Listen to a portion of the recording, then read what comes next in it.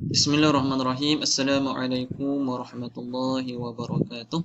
Jadi alhamdulillah bersama saya dalam video kali ini Muhammad Ridha bin Muhammad, insya-Allah kita akan membincangkan ataupun berkongsi berkaitan dengan Al-Quran dan Al-Qiraat, dan pada hari ini kita akan berkongsi berkaitan dengan intipati surah Luqman ataupun kita katakan sebagai tadabbur ringkas, apakah isi-isi dan juga intipati kisah-kisah yang ada dalam surah Luqman. Dan surah ini kalau kita lihat sebagai pendahuluan adalah merupakan surah Makkiyah. Surah Makkiyah ni maksudnya surah yang diturunkan sebelum hijrah Rasulullah SAW ke Madinah. Jadi surah Makkiyah. Dan ini adalah surah yang ke-31 mengikut turutan tertib. Kalau daripada awal, surah yang pertama surah Al-Fatihah, kemudian Al-Baqarah. Jadi surah Luqman ini adalah surah yang ke-31. Dah jauh lah. Kalau kita tengok pun sekarang ni kita berada dalam juzuk yang ke-21. Surah Luqman ini berada dalam juzuk yang ke-21. Dan saya yakin mungkin ada dalam kalangan kita, para penonton sekalian, yang mengamalkan ataupun membaca secara konsisten surah Luqman ini. Dan surah ini mengandungi 34 ayat. Okey, tak banyaklah kalau kita lihat dalam juzuk 21 ni, dia ada lebih kurang 4 muka surat sahaja. 1, 2, kanan kiri, 4 muka surat sahaja. Jadi saya ceritakan ataupun saya kongsikan berkaitan dengan surah Luqman ini kerana dalam keluarga saya mengamalkan membaca surah Luqman ini. Daripada kecil lagi ayah saya kata akan menyuruh kepada anak-anaknya. Adik-adik saya ada 9. Jadi ayah saya akan suruh anak-anak untuk membaca surah Luqman setiap hari sebelum pergi ke sekolah.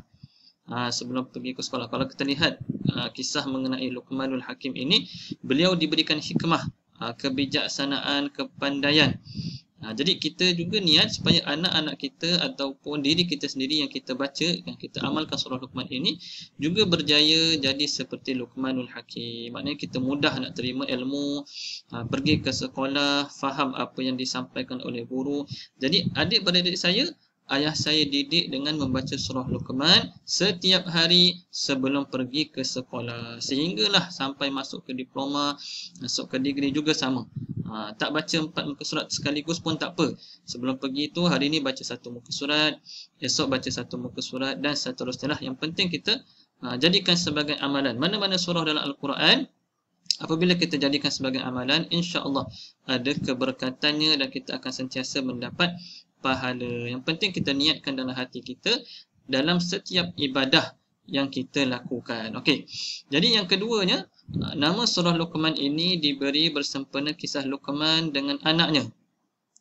Kalau kita lihat, surah Luqman ini memang masyhur, memang popular. Biasanya kisah yang akan diceritakan daripada surah Luqman ini adalah kisah Luqman dengan anaknya, yang mana disebut dalam ayat ke-12. Nama Luqman ini disebut dalam ayat ke-12. Sebagai contoh, saya bacakan sedikit ayat ke-12. Bismillahirrahmanirrahim. وَلَقَدْ آتَيْنَا لُقْمَانَ الْحِكْمَةَ أَنِ اشْكُرْ لِلَّهِ. Ayat ke-12. Kemudian juga ada dalam ayat yang ke-13 juga disebut nama Luqman. وَإِذْ قَالَ لُقْمَانُ لِابْنِهِ. Jadi itu adalah potongan perkataan daripada ayat 12, ayat 13 ada menyebut nama Luqman. Okey. Seterusnya, yang ketiga, asbabun nuzul surah ini. Asbabun nuzul ni maksud dia adalah sebab turunnya surah ini, sebab penurunan surah ini. Kenapa surah ini diturunkan? Ada sebahagian surah, ada sebahagian ayat yang turun tanpa sebab. Ada juga sebahagian ayat, sebahagian surah yang turun bersebab. Okey, jadi sebab turun surah ini adalah berpunca dari kaum Quraisy yang mencabar Rasulullah SAW untuk menceritakan kisah Luqman. Jadi kisah Luqman ni memang popular. Orang-orang Arab memang popular tahu berkaitan dengan kisah Luqman ini, sehingga kan mereka sengaja mencabar Rasulullah sallallahu alaihi wasallam untuk ceritakan kalau betul lah Nabi Muhammad ni seorang rasul, mesti dia tahu kisah Luqman, maka Allah turunkan surah Luqman. Jadi dalam surah Luqman ini ada banyak manfaat, ada banyak faedah yang boleh kita ambil. Nanti kita akan ceritakan sedikit. Kemudian yang seterusnya, yang keempat, kisah Luqman dan anaknya. Daripada ayat 12 sampai ayat 19. Dalam muka surat yang kedua, kalau kita baca dalam surah muka surat yang kedua, ada ayat 12 hingga 19 menceritakan berkaitan dengan Luqman dan anaknya. Jadi kisah Luqman dan anaknya ini membuktikan Al-Quran dan juga agama Islam sangat mementingkan, sangat memberi perhatian terhadap pendidikan kanak-kanak. Maknanya Luqmanul Hakim memberi nasihat kepada anaknya. Jadi daripada situ kita boleh ambil iktibar, kita boleh ambil pengajaran daripada kisah tersebut bahawa pendidikan kanak-kanak ini sangat dititik beratkan dalam Islam. Kita sebagai seorang bapa, kita sebagai seorang ibu perlu mendidik anak-anak kita dengan perkara-perkara yang baik, dengan perkara yang positif, dengan sifat-sifat mahmudah, mengajak anak-anak kita beribadat dan sebagainya. Jadi yang keduanya, kita akan lihat apakah nasihat-nasihat Luqmanul Hakim kepada anaknya.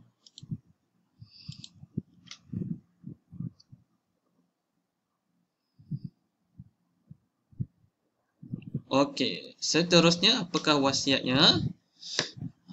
Jadi wasiat Luqmanul Hakim kepada anaknya terkandung pelbagai manfaat, antaranya merangkumi aspek akidah. Ada akidah, akidah ni sangat penting dalam kehidupan kita. Biasanya kita akan dengar aspek akidah, kemudian syariat, kemudian akhlak. Ni penting kita kena jaga dalam kehidupan kita. Jadi dalam nasihat ni ada yang merangkumi aspek akidah, kemudian ibadah, dan kemudian hidup bermasyarakat. Okey, yang pertamanya aspek akidah yang paling utama dalam ayat yang ke-12. Dalam ayat ke-12 menyatakan supaya kita semua sentiasa bersyukur kepada Allah Subhanahu wa taala. Apabila kita mendapat sesuatu nikmat, apabila kita diberikan dengan nikmat yang paling besar adalah nikmat Islam, iman dan ihsan. Paling besar sekali kita ni berada dalam keadaan Islam. Seorang Muslim itu adalah nikmat yang sangat besar. Apabila kita menambah keimanan kita, membuat kebaikan semua, kita kena bersyukur kepada Allah Subhanahu wa taala kerana segala perkara yang kita lakukan ke atas muka bumi ini adalah berpunca, berasal daripada Allah Subhanahu wa taala. Sebagai contoh, saya bacakan terjemahan ayat yang ke-12 yang bermaksud, dan sesungguhnya kami telah memberi hikmah kebijaksanaan kepada Luqman. Luqmanul Hakim ini diberikan hikmah kebijaksanaan. Sebab tu kita kongsikan kisah dia. Maka dikatakan bersyukurlah kepada Allah. Ini pengajaran yang pertama ya. Bersyukurlah kepada Allah. Dan barang siapa bersyukur kepada Allah, maka sesungguhnya dia bersyukur untuk dirinya sendiri. Dan barang siapa yang tidak bersyukur, maknanya dia dapat nikmat, dapat suatu perkara kebaikan, dia tak bersyukur kepada Allah, maka sesungguhnya Allah Maha Kaya lagi Maha Terpuji. Allah tak kisah pun kalau kamu tak bersyukur, bermaksud kamu tak bersyukur sebenarnya atas diri kamu sendiri. Kalau kita bersyukur atas nikmat yang kita dapat kepada Allah, bermaksud kita bersyukur ke atas diri kita sendiri. Allah tak kurang sesuatu pun kalau kamu tak bersyukur. Allah tetap memberi kepada hamba-hambanya. Kalau kita bersyukur atas apa yang kita dapat, Allah akan tambah lagi atas apa? Setiap nikmat yang Allah berikan kepada kita. Sebab nikmat Allah ini sangat banyak, sangat besar. La tuhsuha, tidak boleh dikira nikmat Allah ini. Kemudian yang ke-13 berkaitan dengan akidah juga. Ini adalah sangat penting, sehingga kan diutamakan kisah akidah ini, iaitu dalam ayat ke-13, jangan mensyirikkan Allah. Mensyirikkan Allah ni maksudnya menduakan Allah, mempersekutukan Allah. Allah ada sekutunya. Maknanya kita kata selain Allah ada Tuhan yang lain. Na'udzubillah min zalik. Bukan begitu ya. Jadi kita lihat pada ayat ke-13 apa terjemahannya. Yang bermaksud ayat 13, dan ingatlah ketika Luqman berkata kepada anaknya ketika dia memberi pengajaran kepadanya, wahai anakku, Janganlah engkau mempersekutukan Allah. Mempersekutukan ni samalah mensyirikkan Allah. Sesungguhnya mempersekutukan Allah adalah benar-benar kezaliman yang besar. Jadi memang satu dosa yang besarlah apabila kita mensyirikkan Allah. Jangan kita lakukan perkara tersebut. Kita juga kena jaga akidah diri kita, ahli keluarga kita dan juga anak-anak kita. Kita kena sampaikan nasihat ini kepada anak kita. Kita mencontohi Luqmanul Hakim. Kita jaga akidah anak-anak kita. Di samping diri kita sendirilah, kena jaga juga akidah anak dan isteri kita. Okey. Yang kedua kita lihat daripada aspek ibadah dalam ayat 16 hingga 17. Dalam ayat 16 menceritakan setiap perbuatan akan dibalas dan diganjari. Kita buat baik, Allah akan balas dengan pahala, dengan kebaikan. Kita buat jahat, juga akan dibalas dengan dosa. Jadi apa disebut dalam ayat ke-16? Yang bermaksud Luqman berkata kepada anaknya, "Wahai anakku, sesungguhnya jika ada sesuatu perbuatan sekalipun seberat biji sawi," maknanya kecil perbuatan tu, "serta ia tersembunyi di dalam batu besar atau di langit ataupun di bumi, nescaya Allah akan memberinya balasan. Sesungguhnya Allah maha halus lagi maha teliti." Jadi bermaksud kat sini, sekecil mana pun perbuatan kita tu, misqala zarrah, macam zarrah ke, macam biji sawi ke dikatakan tadi, sekecil mana pun perbuatan kita tu, baik atau buruk, tetap akan dibalas, akan diganjari atas apa yang kita lakukan. Jadi kena berhati-hati. Pastikan timbangan kita pada arah kebaikan lebih banyak. Kita tambah amal kebaikan kita, tolong orang, tambah ibadah kita. Sebab tu kita kata lagi banyak ibadah itu, lagi berat timbangan kita. Ini kita cerita dalam bab topik ibadah. Okey. Kemudian ayat yang ke-17.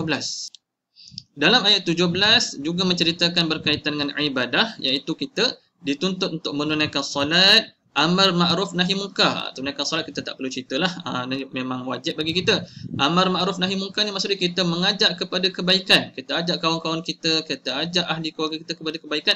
Nahi munkar, kita menolak kemungkaran, mencegah kemungkaran. Apa yang orang buat tak baik, kita nasihatkan dia. Begitulah. Kemudian dikatakan juga bersabar atas setiap yang berlaku. Memang banyak perkara akan berlaku dalam kehidupan kita. Kadang-kadang kita ada kekangan, kita ada cabaran dalam pelajaran kita, kita ada cabaran dalam kita punya pekerjaan, dalam keluarga kita, dalam hubungan kita dengan masyarakat. Tapi tak apa. Apa yang penting kita kena bersabar dan kita cuba baikilah atas apa setiap yang berlaku. Okey. Itu berkaitan dengan ibadah. Kemudian yang terakhir berkaitan dengan sosial kita ataupun kehidupan bermasyarakat dalam ayat 14, 15 dan juga ayat 18 hingga 19. Ayat 14 hingga 15 menyatakan kita perlu berbuat baik kepada ibu bapa kita. Kemudian tempoh penyusuan seorang bayi dengan ibunya adalah 2 tahun. Maknanya lama. Ibu kita menyusukan kita 2 tahun, lama. Kita kena tahulah, ibu kita mengandungkan kita 9 bulan, kemudian melahirkan kita dengan susah payah, kemudian menjaga kita, kemudian memberi kita pendidikan, kemudian memberi kita, menyusukan kita selama 2 tahun. Jadi kita kena tahu susah payah ibu kita. Kita kena berbuat baik kepada ibu dan ayah kita. Jangan kita menderhaka, jangan kita kurang hajar dengan ibu dan ayah kita. Tetapi dia kena ingat juga, jangan taat kepada arahan yang menyalahi syarak. Jadi dalam ayat ni kata, kalau ibu ayah kita mengajak kepada keburukan, menyuruh untuk mensyirikkan Allah, jangan ikut. Kalau menyalahi syarak, bercanggah dengan syarak, jangan ikut. Okey. Kemudian dalam ayat 18, larangan sombong dan angkuh. Apabila kita berjalan ke atas muka bumi ini, kita hidup bermasyarakat, bersosial, janganlah kita rasa kita paling hebat. Jangan kita rasa kita sombong sangat, meninggi diri dan angkuh kepada orang lain. Jangan. Kita kena ingat, sentiasa akan ada seseorang yang lebih atas lagi daripada kita, lebih bagus lagi daripada diri kita. Janganlah kita rasa kita hebat sangat dalam kehidupan ini. Dan yang terakhir ayat 19, sederhanalah dalam berjalan dan rendahkan suara. Jadi ini adalah kita menyatakan kesopanan kita dalam hidup bermasyarakat. Kita bersopan santun dalam kehidupan kita, bersopan santun dengan orang lain, berakhlak mulia itu adalah penting, yang mana kita menjaga diri kita dalam hidup bermasyarakat dengan orang lain. Okay. Wallahu a'lam, insya-Allah mudah-mudahan bermanfaat. Kongsikan video ini kepada rakan-rakan yang lain dan jangan lupa subscribe channel saya, like video ini dan komen. Kalau ada apa-apa soalan boleh komen. Dan itu sahaja perkongsian kita pada hari ini. Assalamualaikum warahmatullahi wabarakatuh.